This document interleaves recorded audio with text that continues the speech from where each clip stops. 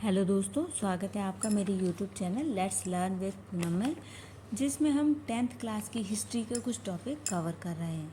तो अभी पिछले वीडियो में जैसा कि हम फ्रांस की क्रांति की कुछ महत्वपूर्ण घटनाओं के बारे में पढ़ चुके हैं, आज हम उसके आगे चर्चा करेंगे। तो चलिए शुरू करते हैं। अब तक यह तो स्पष्ट हो चुका था कि फ्रांस की जनता राजतंत्र से पूरी तरीके से त्रस्त हो चुकी थी, लेकिन जनता के अलावा फ्रांस की सेना भी तात्कालीन शासन से असंतुष्ट थी।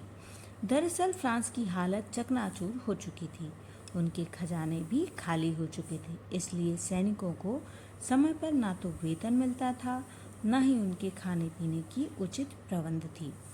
इसके साथ ही युद्ध की स्थिति में उन्हें पुराने अस्त्र शस्त्रों के साथ आगे ढकेल दिया जाता था।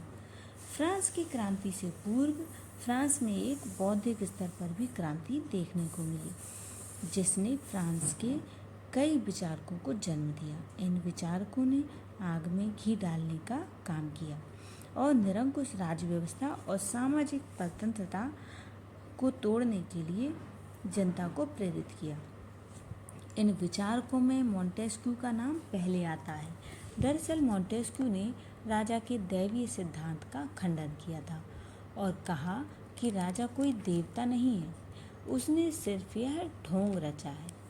मोंटेस्क्यू ने फ्रांसीसियों को संवैधानिक तंत्र स्थापित करने की सलाह दी और उसने अपनी पुस्तक द स्पिरिट ऑफ लॉ में शक्ति के पृथक्करण की बात की, यानी कार्यपालिका, विधायिका और न्यायपालिका, एग्जीक्यूटिव, लेजिस्लेटिव और जुडिशियल, ये तीनों अलग अलग व्यक्तियों द्वारा संभाली जाए।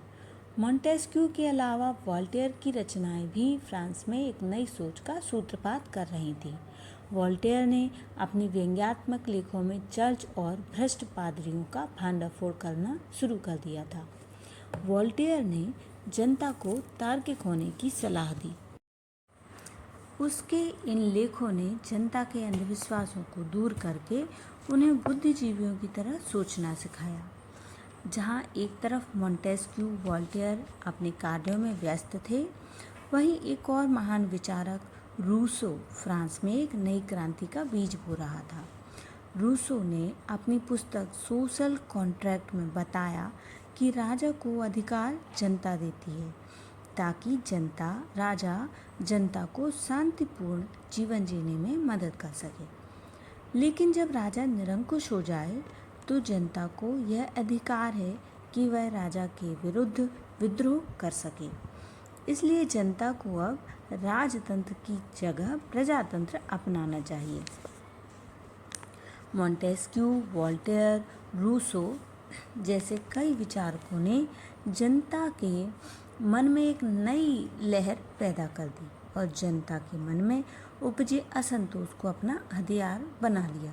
इसी बीच राजा लुई 16 ने कुछ नए करों को लगाना प्रारंभ किया। क्योंकि जनता अब जागरूक हो चुकी थी, तो मजबूरन राजा को सैकड़ों साल पुरानी स्टेट्स जनरल को फिर से जीवित करना पड़ा। दरअसल ये स्टेट्स जनरल एक राजनीतिक संस्था थी जो 1614 में बंद पड़ी थी। राजा ने अपनी तानाशाही के चलते इसकी बैठकें बुलाना बंद कर दी थी। पुरानी व्यवस्था के अनुसार स्टेट्स जनरल की सहमति के बिना राजा किसी भी प्रकार का नया कर जनता पर नहीं लगा सकता था। इस सभा में फ्रांस के तीनों राज्य अपने प्रतिनिधि भेजते थे। इन राज्यों में तीसरे राज्य का प्रतिनिधि संस्था ज़्यादा थी और तीसरे स्टेट्स ज़्यादा समृद्ध और नहीं थे। तीसरे स्टेट्स के प्रतिनिधि नए कर के लिए मत देने से मना कर रहे थे और सभा से बाहर निकल गए। इसके बाद 20 जून को तीसरे स्टेट्स के प्रतिनिधि वर्साय के एक टेनिस कोर्ट में जमा हुए और नए संविधान की मांग उठा दी, जिसने राजा की शक्तियों को संतुलित और कम कर दिया हो। चूँकि तीसरी स्टेट्स के लोग बहुमत में थे, इसलिए राजा को मजबूरन विद्रोह देखते हुए प्रतिनिधियों की संयुक्त बैठक बुलानी पड़ी। इसे पूरे फ्रांस में जनता की जीत की तरह देखा गया और लोगों के हौसलों को मजबूती मिली। 9 जुलाई 1789 को संयुक्त बैठक में संविधान निर्माण के अपने लक्ष्य को स्वीकारा और इस पर सहमति जताई।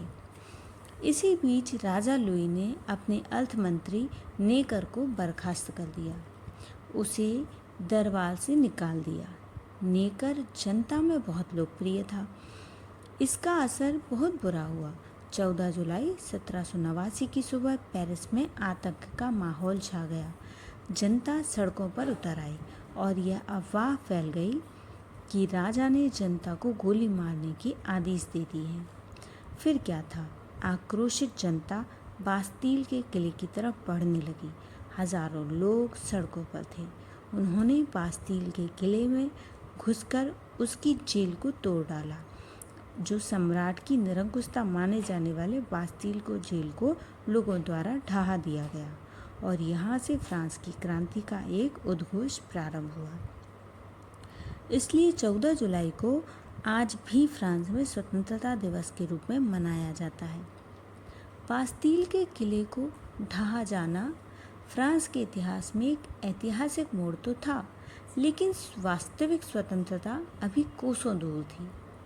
इसके बाद फ्रांस के लोगों ने क्या किया, क्रांति का क्या रुख अपनाया गया, राजा रानियों ने उनके राजतंत्र को किस तरीके से बदला, इस सब की चर्चा हम आगे आने वाली वीडियो में करेंगे।